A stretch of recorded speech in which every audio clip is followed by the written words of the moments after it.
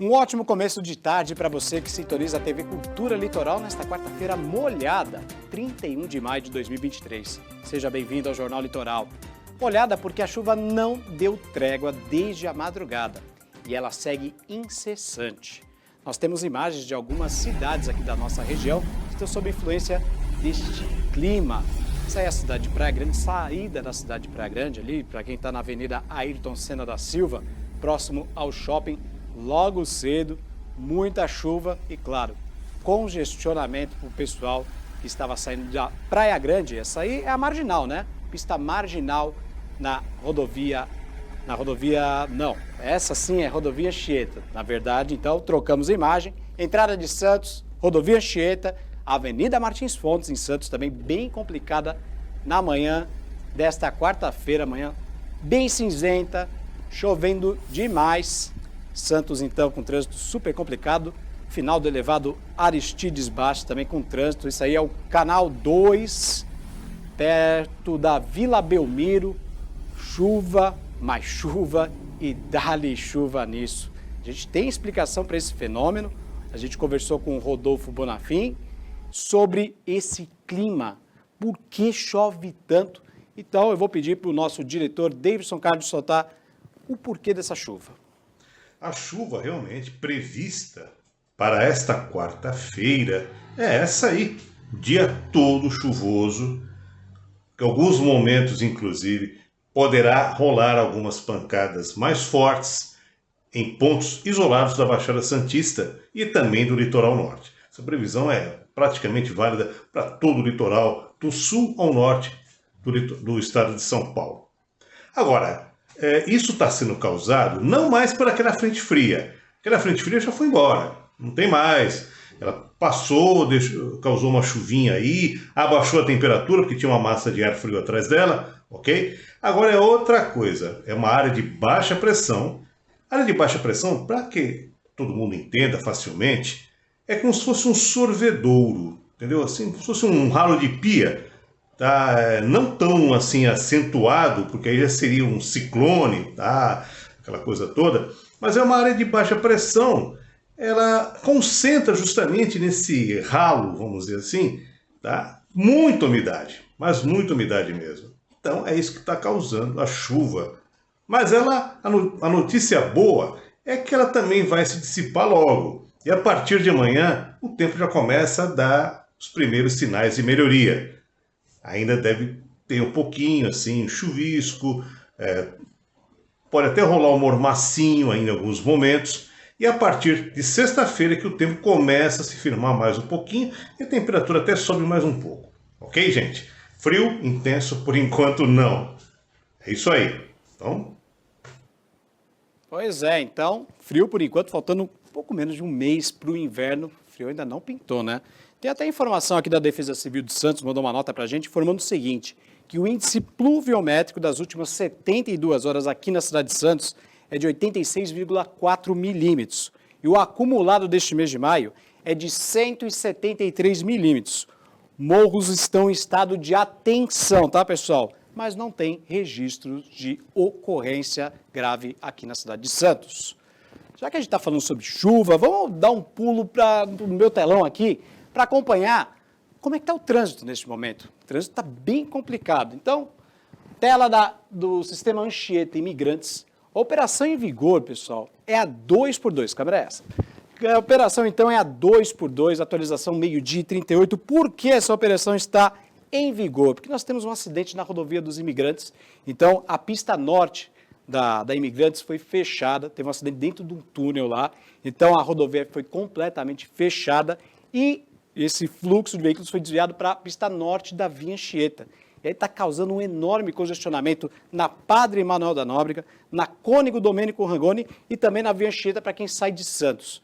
Então, antes de ir para a capital, se informe, entre lá nas redes sociais da Ecovias, no Twitter, no Facebook, no Instagram e se informe. Manhã caótica, na verdade, horário de almoço caótico para quem está indo sentido capital. Teve um acidente na rodovia dos Imigrantes, dentro do túnel, a gente já está obtendo informações, então siga com calma e, se puder, dá um tempinho em casa e se informe melhor antes de encarar as rodovias aqui da nossa região.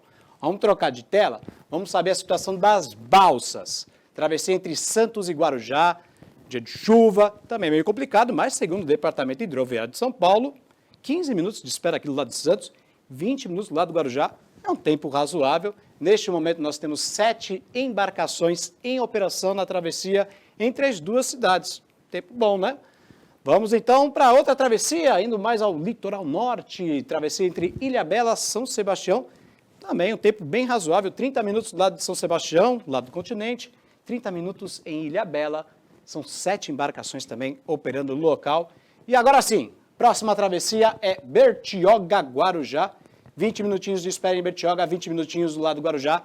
Hoje temos 2 embarcações, geralmente é uma, hoje temos 2, então o tempo de espera é um pouquinho mais curto nesta manhã, tarde chuvosa de quarta-feira.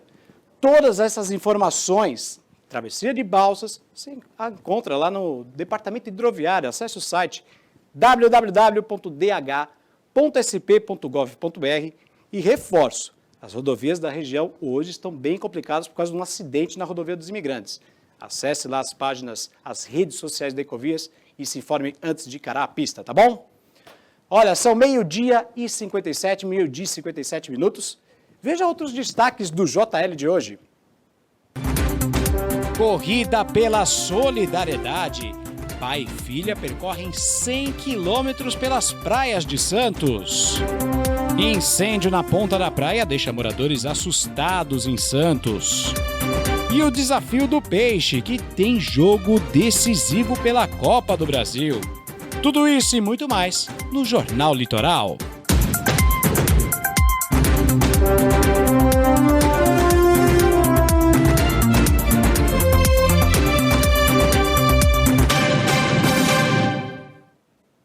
E o elevador localizado na nova passarela de travessia de barcas entre Santos e Vicente de Carvalho foi vandalizado.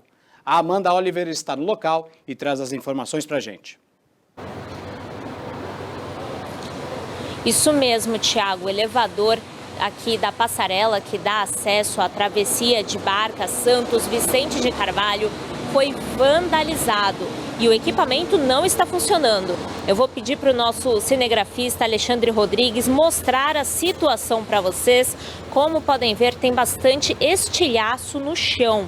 De acordo com a autoridade portuária de Santos, que é responsável pela estrutura, um indivíduo apedrejou o elevador na madrugada da última segunda-feira, dia 29.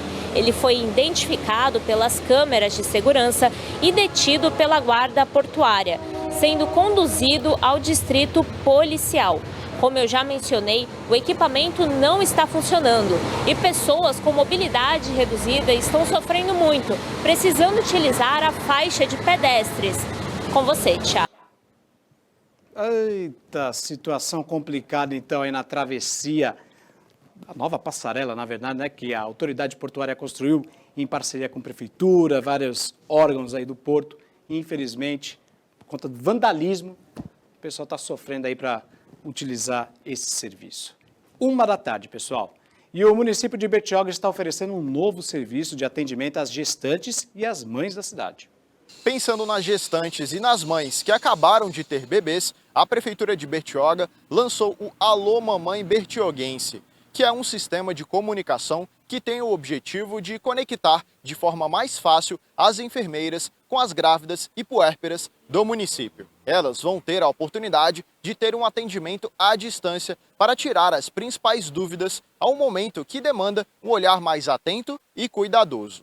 Ele é um programa em que nós temos 2 enfermeiras especializadas em atendimentos à gestante e à puérpera, e a gente faz o monitoramento dessas gestantes desde o início do pré-natal até o final da gestação, até o acompanhamento com o RN depois do nascimento. Conforme as gestantes chegam na unidade básica e abrem o pré-natal, realizam o teste a diagnosticar a gravidez, elas são encaminhadas para nós, o espaço fica lá no Centro Especializado de Saúde da Mulher, onde ficam 2 enfermeiras, né, que realizam essas ligações. Então, todos esses dados vêm dessas gestantes para nós.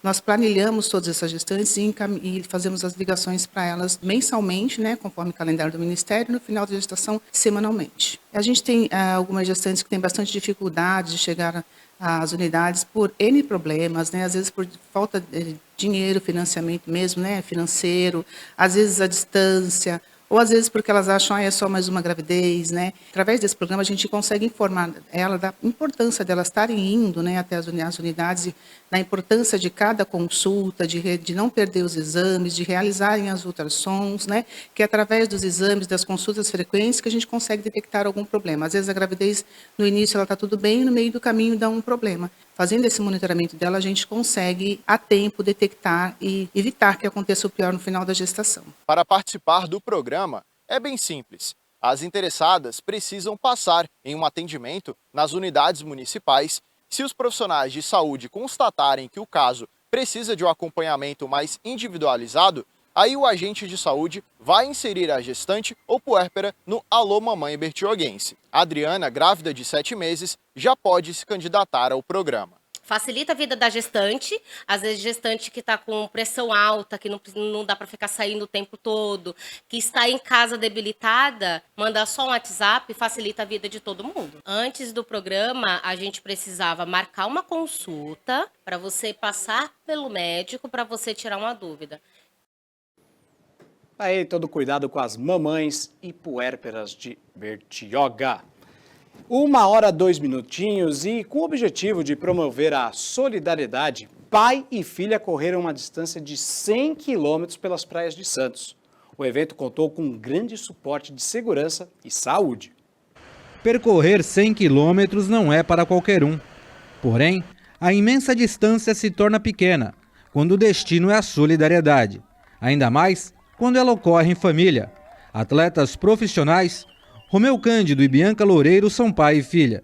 E ao descobrirem o trabalho da Associação Beneficente de Assistência Social Excepcional, a ABASE, decidiram ajudar a instituição. Meu pai criou esse projeto há 5 meses atrás e desde lá a gente se empenhou muito para fazer com que ele desse certo, tanto nos treinamentos como em toda a parte burocrática para construir esse evento. Decidimos fazer esse desafio como pano de fundo apenas para chamar atenção para uma instituição chamada ABASE, que toma conta, que cuida de idosos e de adultos com deficiências múltiplas e estão passando por necessidades realmente. Quando a gente sabe que a gente consegue transformar vidas através da assistência social, é motivador. Então foi isso que motivou aí os 100 quilômetros da Bianca e do Romeu, levando o nome da base, Corra para a Base, para todo mundo.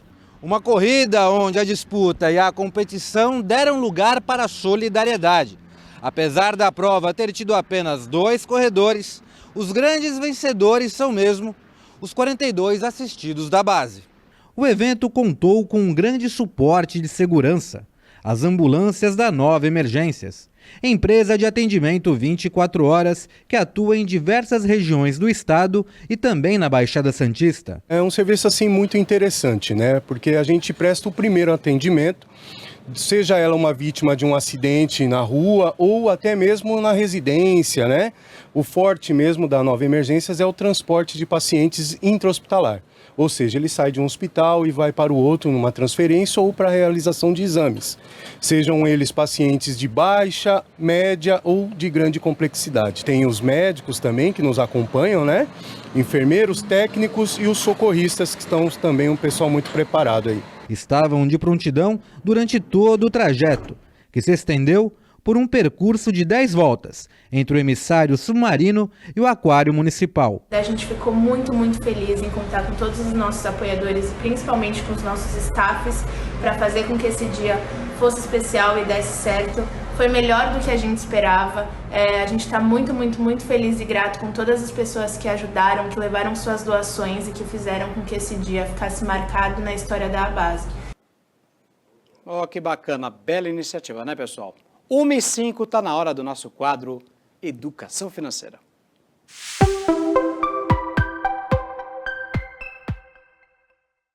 Muito bem, para falar sobre o assunto, eu recebo Juliana. Olá, Tudo Thiago, bom, Ju? tudo bem? E participa toda quarta-feira aqui do nosso quadro Educação Financeira. Ô, Ju, Juliana Lima, não falei teu sobrenome, Juliana Lima. Ju, educação financeira não será um assunto para adultos, Não são eles que lidam com o dinheiro. Tem projetos aqui em Santos que querem criar esse hábito para as crianças também. Por favor, explique para o pessoal sobre isso. Thiago, boa tarde a todos. Tiago, assim, adultos não nascem grandes. Sim. E nós, humanos, somos a espécie que mais demora para evoluir. A gente precisa de disciplina, a gente precisa de muita informação simples e totalmente contextualizada no nosso dia a dia. E se a gente conseguir inserir esse tipo de informação com os nossos jovens e os nossos adolescentes, com certeza vamos criar adultos com muito mais capacitação nesse segmento. Hoje o projeto, a gente já tem um projeto federal que foi lançado em julho de 2021, tá? Que busca, o projeto ele visa capacitar 500 mil professores, né, num período de 3 anos. E esses professores vão disseminar essa informação, que é a situação que eu falei na semana anterior, a gente precisa massificar. E nas escolas do ensino médio fundamental, a gente pode alcançar até 25 milhões. 25 milhões? É isso mesmo? 25 milhões. E assim, é a forma que a gente tem de entrar na casa das pessoas, né? Talvez o movimento deveria ter sido o inverso, né? Dos pais para os filhos, mas talvez a gente consiga melhorar fazendo exatamente o inverso. Oh, com certeza. E aí até uma questão assim, as pessoas me questionam, Juliana, mas como é que a gente pode inserir isso? Como é que isso vai ser inserido, né? De uma forma nas escolas? Bem simples. Todos os professores que vão receber a capacitação, eles podem, dentro das matérias que eles já estão atuando, seja português, seja matemática, seja história, eles já vão conseguir inserir alguns exemplos. Eu acho que a matemática é o mais fatídico, né? E é talvez até o mais fácil da gente lidar. Mas vamos dar um exemplo. Claro. Atualmente a gente tem um problema de matemática no seguinte contexto. Joãozinho comprou 2 maçãs, comeu uma. Quantas que ele vai ficar? Quando a gente vai inserir educação financeira, o financeiro, o monetário, a gente é só mudar assim. Joãozinho tem 10 reais. Quantas maçãs ele pode comprar? E essa escala de dificuldade vai de acordo com a faixa etária, né? A gente pode começar com a conta de mais ou menos, a gente pode com a de divisão, com a de utilização de cartão de crédito, com a questão do consumo consciente, né? Porque o consumo consciente, será que ele precisa comprar esta maçã? Será que ele precisa dessa quantidade de maçã? Então é dessa maneira lúdica, em todas as faixas etárias, que a gente pretende colocar realmente esse projeto para rodar. Esse projeto, então, essa fórmula, né, que vocês querem inserir para as crianças, está inserida aqui em Santos também. Isso. Santos, a gente fala das 9 cidades da Baixada Santista, né? E a gente tem uma parceria com a VBS, né? Que é a União dos Vereadores da Baixada Santista. Opa. Isso, o seu Pedro, né? O Pedro Garopalo. A gente tem o apoio também da Audrey Cleis.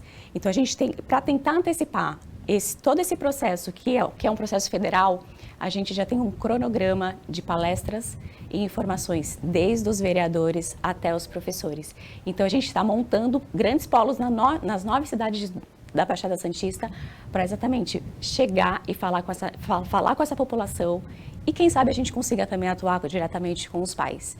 Então, trazer de forma simplificada a informação para todos, a gente acredita que realmente vai ser a melhor forma da gente trazer um Brasil melhor. Com certeza. Juliana, nosso tempo é curto. Obrigado pela sua participação. Até semana que vem. Você volta, com certeza. Até mais. Então, essa é Juliana Lima no quadro de Educação Financeira. E você pode rever a entrevista da Juliana aqui conosco no nosso canal no YouTube. Acesse youtube.com/Jornal Litoral. Vou repetir para você. youtube.com/Jornal Litoral. 1h10. Veja a seguir as informações do portal Costa Norte, da página do Viver em Santos e uma entrevista com o diretor-presidente da Fundação Parque Tecnológico de Santos, Eduardo Bittencourt. 1h10, pessoal. Voltamos já.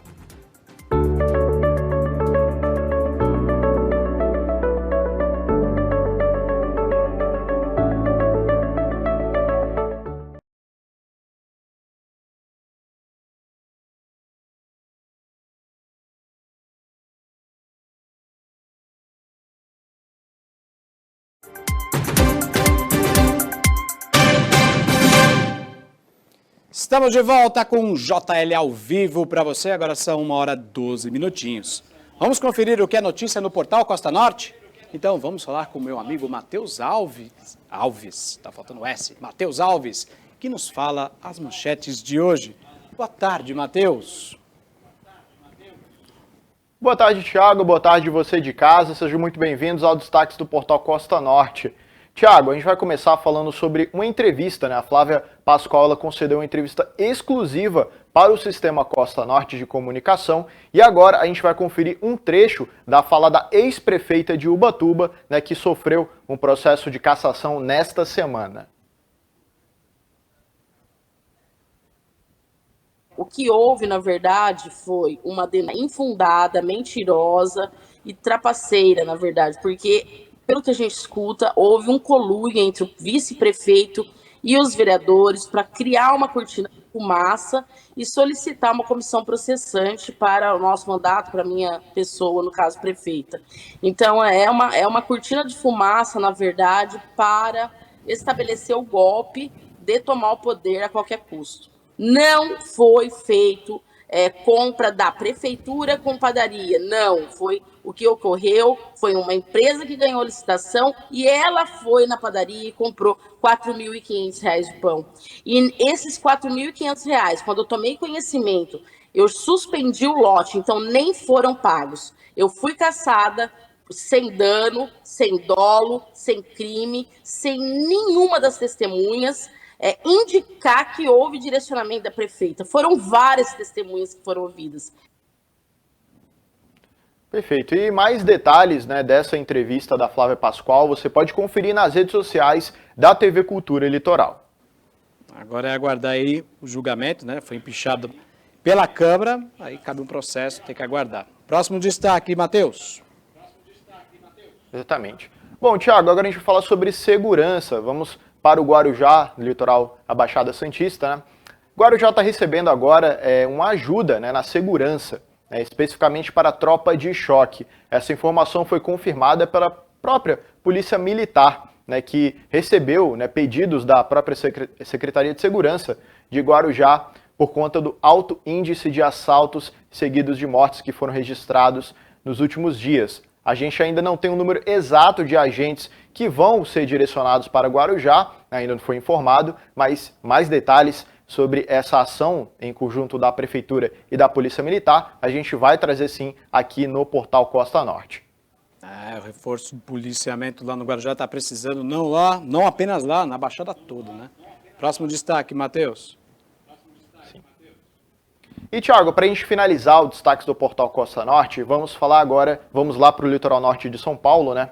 Um caso, né, repercutiu muito nas redes sociais, né, relacionado com a mulher e a filha dela, né? No caso, as duas foram agredidas, né? Segundo as vítimas, foram agredidas pela proprietária de um bar e também funcionários. Né? Tudo isso aconteceu depois que a mulher ela foi questionar uma suposta cobrança, né? E nesse momento houve um desentendimento ali, houve xingamentos e uma funcionária chegou repentinamente e empurrou, né, essa mulher da escada. Ela acabou batendo a cabeça e sofrendo um ferimento na parte superior da cabeça e acabou ficando inconsciente também. Né? Foi nesse momento que a filha dela chegou, né, e também foi agredida por funcionários desse estabelecimento.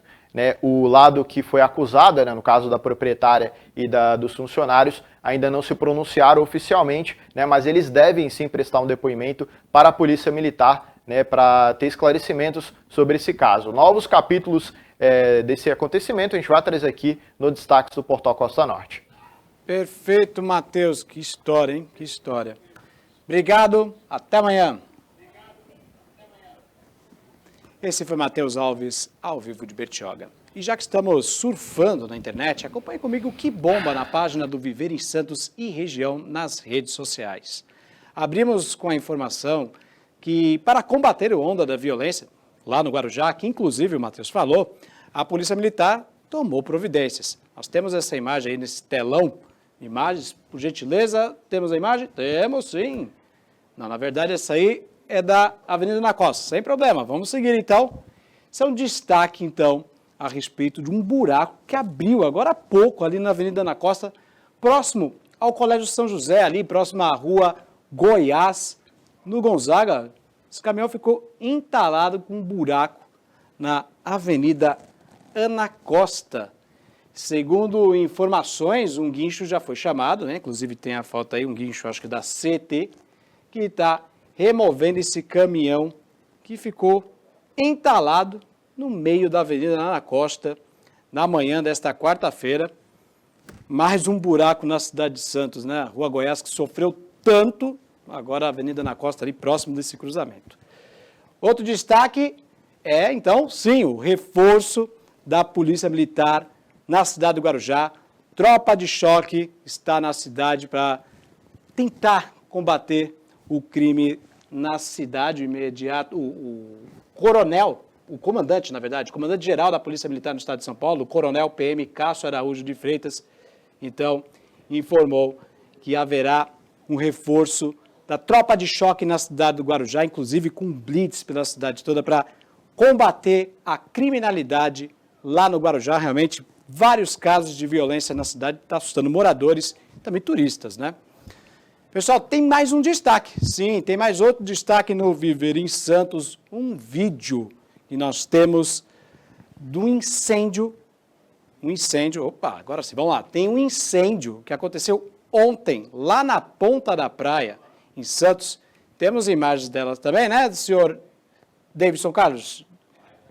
Não temos? Daqui a pouquinho a gente mostra para você, mas ontem nós tivemos um incêndio na ponta da praia, em Santos, que assustou muita gente. O Corpo de Bombeiros esteve lá, cobriu a ocorrência, apagou o incêndio, ninguém ficou ferido, então está tudo bem tranquilo a respeito disso, tá?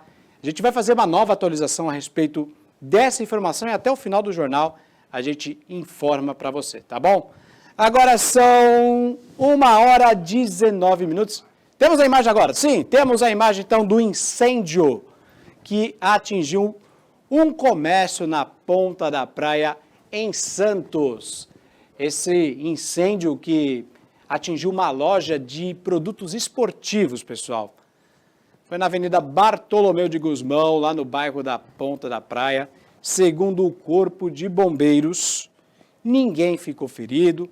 A página do Viver em Santos, inclusive, chegou a publicar que as pessoas inalaram fumaça e tal, mas, segundo a corporação, não houve uma ocorrência muito grave, então ninguém precisou ser removido para hospitais e mesmo unidades de pronto atendimento aqui na cidade de Santos em relação a esse incêndio, tá? 1h20. Acesse a página. Opa, então continue aí nessa câmera aqui, ó. Acesse a página do Viver em Santos nas redes sociais e fique muito bem informado, pessoal. facebook.com/Viver em Santos e região e no Instagram procure o @Viver em Santos, tá bem? Agora sim, relógio, 1h21. E você conhece o trabalho da Fundação Parque Tecnológico de Santos? A instituição promove uma série de atividades aqui na cidade. Para falar um pouco mais sobre esse assunto, estou ao lado do presidente e diretor da entidade, Eduardo Bittencourt. Tudo bem, Eduardo? Tudo bom, Thiago? Obrigado pelo convite. Opa, prazer é todo nosso. Eduardo, quais serão os principais verticais de aplicação de tecnologia que o senhor pretende desenvolver no Parque Tecnológico, né? O senhor entrou agora em abril, né, à frente da instituição. Boa tarde mais uma vez. Isso aí, obrigado. Boa tarde para todo mundo que também está em casa aí nos acompanhando. Para mim é uma grande honra, um grande prazer, né? Estar agora na frente da Fundação Parque Tecnológico de Santos. Sábado eu completei 45 dias. Né? 45 dias? Isso. Minha primeira experiência agora é como um gestor público, então a gente está trazendo toda a expertise, toda a experiência que vivi no mundo privado para a questão do setor público. Então, sim, verticais, a gente vai trabalhar muito o que é as vocações da nossa região, né? Então a gente não pode deixar de considerar a importância que o nosso porto tem aqui na nossa região. A gente vai atuar muito forte trazendo tecnologias e inovações, conectando, né, as grandes empresas, os empreendedores, as universidades e como que o setor público pode ser esse facilitador. Então, além do porto, lógico, cidades inteligentes é uma pauta que a gente também não pode deixar de fora, toda essa relação porto-cidade, né? Não só a questão de tecnologia, mas pessoas, acesso, diversidade. Então isso vai ser uma pauta muito forte nossa. A questão de saúde, mas muito atrelada à longevidade, o esporte, o bem-estar, toda essa parte também não só hospitalar que a saúde envolve, né? E a construção civil, né? A gente tem grande desenvolvimento aí de empresas na região, então toda a parte de arquitetura, construção civil, condomínio, também vai ser uma frente muito forte que o parque vai atuar. Leonardo, eu te chamei de senhor, mas me perdoe. Não posso chamar de senhor, porque você tem 32 anos, 32 anos, isso. Leonardo, 32 anos à frente da presidência aí do Centro Tecnológico. Agora, o Parque Tecnológico tem colaborado com empresas, empreendedores locais, né? Estimando, né, o espírito empreendedor e disseminação do conhecimento dessas pessoas para que possam desenvolver isso no mercado, não é isso? Que a gente é um grande facilitador, né? Esse mundo de inovação, de tecnologia, apesar de ser algo novo, né? É algo que as empresas já entenderam que não dá para ficar de fora. Certo. E o Parque Tecnológico, ele tem justamente esse intuito de facilitar as coisas, porque a gente entende também que uma empresa há 20, 30, 40, 50 anos no mercado, muito tradicional, às vezes ela não tem a agilidade, o entendimento. E às vezes fica até enraizada com aquela Exatamente. cultura, né? E do outro lado, a gente vê jovens empreendedores, às vezes na faculdade, ou que não tem acesso à faculdade, mas que tem uma ideia, quer fazer uma diferença no mercado, quer resolver um problema, a gente fala muito de resolver uma dor, e essas pessoas, elas podem fazer essa aproximação, né? Então o Parque Tecnológico é justamente um ente desinteressado comercialmente, mas interessado no fomento que isso dê certo. Então é justamente ali aquele porto seguro, tanto para os empreendedores quanto para os empresários, como é que eles se relacionam e junto eles se ajudam, né? Então esse é o nosso papel. Inclusive, a próxima pergunta é a respeito do trabalho de vocês com outras instituições, por exemplo, o Sebrae. Nesse final de semana, vocês fizeram até um evento de startup, né? Sim. Inclusive a TV Cultura esteve lá, cobriu o evento. Queria que você falasse para pessoas esse trabalho, essa parceria com o Sebrae e outras instituições, enfim. O Sebrae, historicamente, é um dos maiores parceiros do Parque Tecnológico, né? Tem por objetivo também fomentar o empreendedorismo, né? Que é um dos grandes pilares do Parque Tecnológico. E assim como o Sebrae, a gente já tem conversado com Fundação Senep, as faculdades são todas conveniadas também ao Parque Tecnológico. Então, como é que a gente atua junto, né? Não cada um fazendo talvez um projeto isolado, e sim a gente trabalhar em coesão de uma forma única. Então, esse tem sido o papel do Parque. Como é que a gente traz, além do Sebrae, outras instituições, e a gente faz uma coisa que realmente vai impactar a sociedade e deixar um legado, né? Então, eu vinha fazendo essa mudança do privado para o público com esse desejo de deixar um legado. E acho que a Fundação Parque Tecnológico, ela tem toda a possibilidade para a gente conseguir consolidar isso aí. E o evento de sábado lá da startup, quais foram as suas impressões? A gente acabou, como Parque, a gente foi um dos painelistas, né? A gente participou, e foi o que foi muito bacana, mais de 100 pessoas participaram, pessoas novas, que não de idade, mas que não tinham acesso a esse conteúdo. Então, acho que esse é o espírito, a gente conseguir levar a mensagem a novas pessoas que não conheciam disso, e lá a gente teve a oportunidade de juntar empreendedores que já estão num estágio mais avançado, levantaram milhões ou vendendo suas empresas por milhões de reais, e empreendedores começando, né?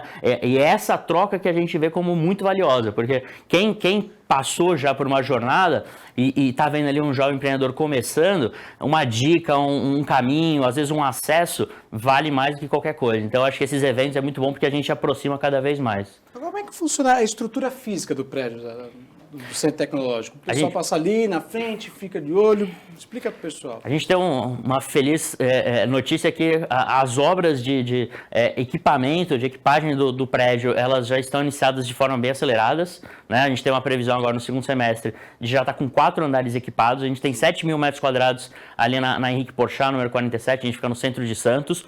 E o intuito é justamente isso, é um espaço com uma mistura de salas fechadas, pequenas para reuniões, salas um pouco maiores, para também convenções, alguns centros de estudo e posições, a gente chama muito de posições compartilhadas, que são um espaço realmente aberto para que empreendedores venham, se conectam, tente fazer o seu negócio dar certo, e o parque vai dar todo esse suporte, não só de estrutura física, que é o que a gente está falando aqui, mas também a questão de metodologia, contato com investidores, contato com empresas prestadoras de serviço ou contratantes. Então, é justamente esse espírito, usar o prédio, sim, para ser um hub de conexão, né? Mas se preocupar não só com essa parte de estrutura física, mas também com conhecimento. Eu falei até da estrutura física, porque eu acabei nem falando local, mas é ali no antigo Colégio Santista, ainda é Colégio Santista, é o Colégio Marista de Santos, né? Eu estudei lá, inclusive, e aí, toda vez que eu passo ali pela Henrique Porchat, né, pela Rua da Constituição, a gente vê aquele prédio muito bonito que vocês estão construindo lá do Centro Tecnológico.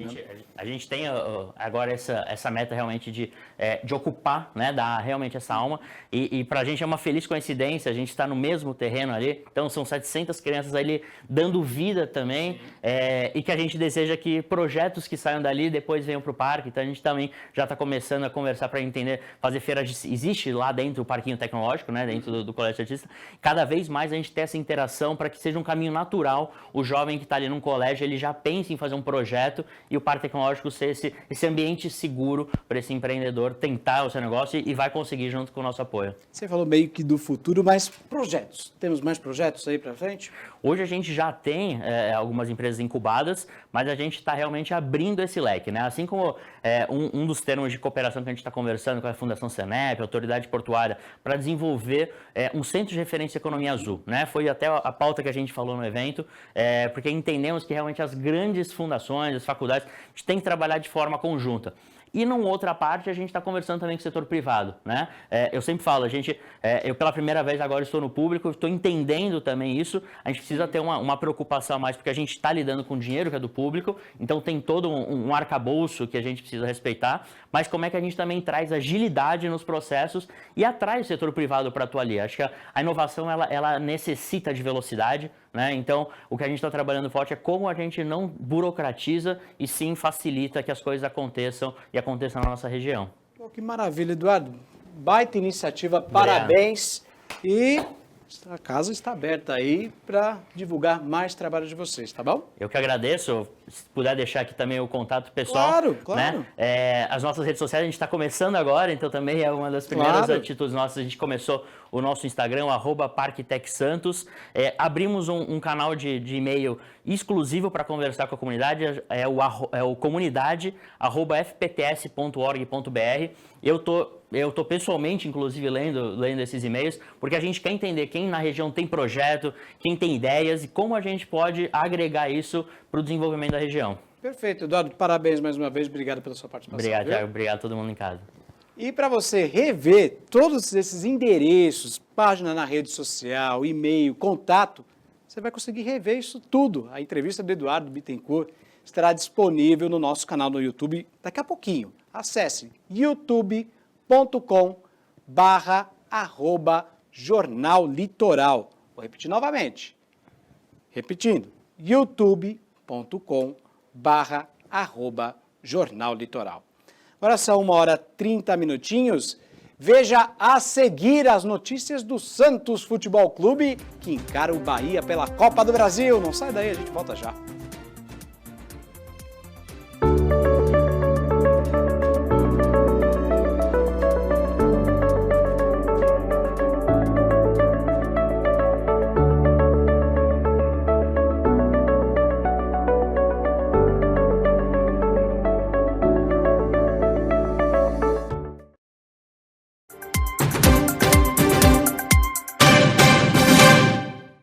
Jornal Litoral de volta ao vivo para você e o assunto agora é cultura. O Teatro Cego vai apresentar a peça Clarear, Somos Todos Diferentes, na cidade de Cubatão.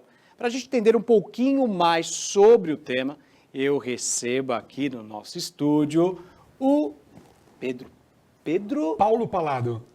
Paulo Palado, olha só, Pedro, não sei de onde tirei esse Pedro, pessoal. Paulo Palado, boa tarde, Tudo mais bom, uma vez, Thiago, Paulo, como tudo vai bem? você? Prazer Tudo recebê-lo ótimo. aqui na nossa TV Cultura Litoral, Jornal Litoral.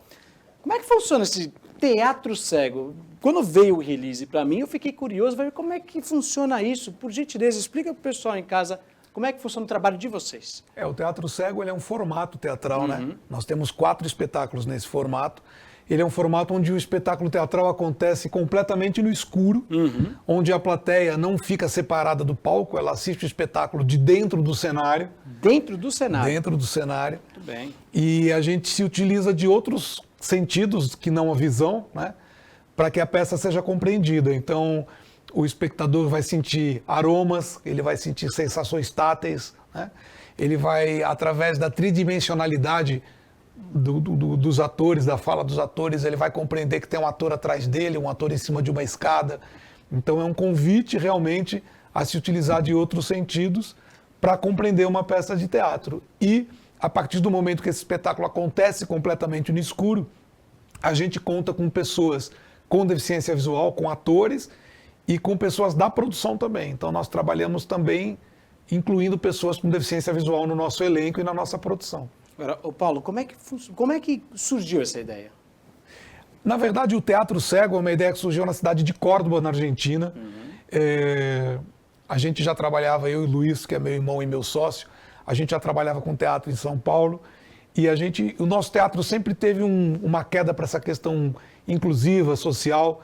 E quando eu fiquei sabendo que isso existia na Argentina, eu fui até a Argentina para assistir, você foi até a Argentina fui lá para para conhecer. E ficamos apaixonados pela ideia. Nós não somos aqui uma filial, né? A gente nem sabe exatamente como eles trabalham tecnicamente lá, mas a ideia de fazer uma peça completamente no escuro surgiu desse teatro da Argentina. E a gente trouxe para o Brasil e já estamos aí há 11 anos fazendo teatro cego. Né? 11 anos. E aí vocês vão fazer uma apresentação aqui em Cubatão, é isso? Exatamente. A gente vai fazer agora dias 5, 6 e 7 na Estação das Artes, em Cubatão. Nós vamos fazer 6 apresentações para escolas municipais de um espetáculo nosso que se chama Clarear para a Juventude. Os nossos espetáculos teatrais, eles são espetáculos, textos teatrais levados para o teatro. E o Clarear é um espetáculo onde a gente procurou o próprio tema do espetáculo ser um tema sobre a inclusão. Então é um espetáculo que fala sobre 4 jovens que vivem numa mesma república e que temos uma pessoa com deficiência visual, um com deficiência auditiva, temos uma torcedora fanática do grande Real Cubatense. Real Cubatense, olha e temos um argentino, que a gente brinca que é uma língua muito parecida com a nossa, mas que está sempre... que existem algumas confusões. Esse espetáculo, além de acontecer no escuro, o tema dele fala sobre a questão da inclusão, da convivência, né, de pessoas com algum tipo de deficiência. E a gente fez uma adaptação para um público um pouco mais jovem, nesse projeto que a gente tem agora. Aliás, qual a idade das crianças? É de 11 a 16 anos, 11 a mais 16 ou menos. Anos. De 11 a 16 anos. E são quantas crianças? São 480 crianças? A gente vai fazer 6 espetáculos para aproximadamente 80 crianças. Isso. Vamos chegar aí quase 80 crianças e adolescentes assistindo o espetáculo. Essa peça especificamente, além de Cubatão, ela já rodou outros lugares do país. Sim, já fizemos, a gente fez uma temporada ano passado, rodou o Brasil com um outro espetáculo nosso, que é um outro olhar. E o Clarear a gente também já fez em bastante lugares, mas é a primeira vez que a gente está fazendo direcionado exclusivamente para a escola, para jovens e adolescentes, né? Uma curiosidade, claro, tem a participação do pessoal, você está falando que o pessoal se envolve literalmente na peça. E os atores que estão habituados com aquela coisa de ficar no palco e tal, é diferente para eles? Como que eles reagem a isso? É bem diferente. Nós temos atores com deficiência visual e atores videntes, enxergantes, né? Exatamente. Exatamente. Esse termo que eu sabia. A gente faz questão de nunca fazer espetáculo nenhum só com atores com deficiência visual, porque a gente não quer fazer um espetáculo de cegos. A gente quer fazer um espetáculo de integração. Então é muito interessante, já começa essa integração no trabalho do ator, de você pegar um ator que está acostumado a trabalhar no palco enxergando, né? E jogar ele na escuridão. Então é um trabalho realmente para os atores, um trabalho bem, bem complicado de fazer esse mergulho, mas é muito bacana. Já começa daí a inclusão e a integração, né? Você está com os encartes na mão? O que significa esses encartes? Isso aqui... esse projeto que a gente faz é um projeto que ele engloba todo esse trabalho do teatro, das crianças irem assistir o teatro. Então, essas crianças, nós vamos mandar ônibus para essas escolas receberão ônibus, as crianças vão ser levadas para o teatro com alguns professores e alguns monitores. Após a peça de teatro, existe uma pequena palestra que fala um pouco a respeito da inclusão, e a gente tem esse material que a gente fez, que é um gibi, né? Esse gibi, ele é com os personagens da peça. Esse gibi é uma historinha que se passa 1 ano depois da data em que a peça está acontecendo, né? A história está acontecendo. Cada criança que assistiu o espetáculo ganha um gibi, e cada professor que for até lá ganha essa cartilha, que é uma cartilha que trata das cenas da peça, dos acontecimentos da peça, para serem discutidos em sala de aula com os alunos, em cima de diretrizes que existem. Cada um para o segmento, né? Exatamente. Crianças e professores. Poxa, em cima de diretrizes que... Né? Isso aqui é um projeto, é importante falar, um projeto que está sendo realizado através da Lei Rouanet. A gente está sendo patrocinado pela NTS, que é uma empresa que atua muito fortemente aqui em Cubatão. E Cubatão é a primeira cidade que vai receber esse projeto. Depois a gente vai para Juiz de Fora, a gente vai para o interior de Minas, para o interior do Rio e para o interior do Paraná com esse espetáculo. Maravilha, parabéns pela iniciativa. Peço até desculpas, chamei de Pedro no começo. Não tem problema, adoro o nome Pedro. Paulo Palado, diretor do Teatro Cego. vai ter a apresentação de Cubatão. Então, para a gente finalizar a nossa entrevista, a sua participação, por favor, faça um convite para o pessoal, então, para os alunos de Cubatão, para que assistam a peça. Então, vocês alunos... Acompanhem. Eu falei, assista não, pessoal. Acompanhem a peça. Isso. Sintam, no tato, cheiro, paladar, tudo. Exatamente. Por favor. Deixando bem claro aqui que esse espetáculo não está aberto para o público em geral, são escolas que já foram contactadas e a gente quer não ver você lá com a gente para assistir, para sentir o nosso espetáculo. Então, bem-vindo, Cubatão, ao nosso roteiro de espetáculos aqui. Poxa, obrigado mais uma vez pela sua participação. Tiago, muito obrigado. Obrigado muito pelo espaço. Maravilha. Teatro Segue, então. Ó, a entrevista do Paulo Palado estará disponível daqui a pouquinho no nosso canal no YouTube. Acesse youtube.com/Jornal Litoral. Repetindo, youtube.com/Jornal Litoral. Não perca a entrevista.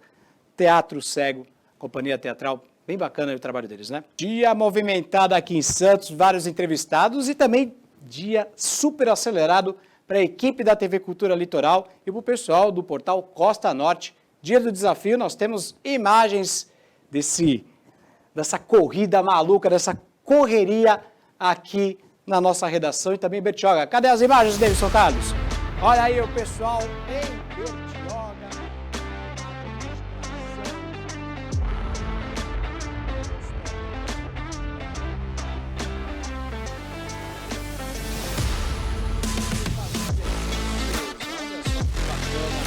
Então, pessoal lá de Bertioga, tem também a turma de Santos aqui. A turma de Santos não se esticou tanto assim, mas olha aí. Murilo Tauro e o Noronha, o pessoal do Resenha Santista, fazendo o dia do desafio também ser feito aqui em Santos. Então, parabéns a todos que participaram desse evento aí tão importante. Tá certo, pessoal? E dessa forma a gente encerra a edição de hoje. Reveja o nosso conteúdo no youtube.com/Jornal Litoral e as notícias da nossa região estão no costanorte.com.br. Vem aí a opinião com Paulo Roberto Schiff. Uma boa tarde e até amanhã.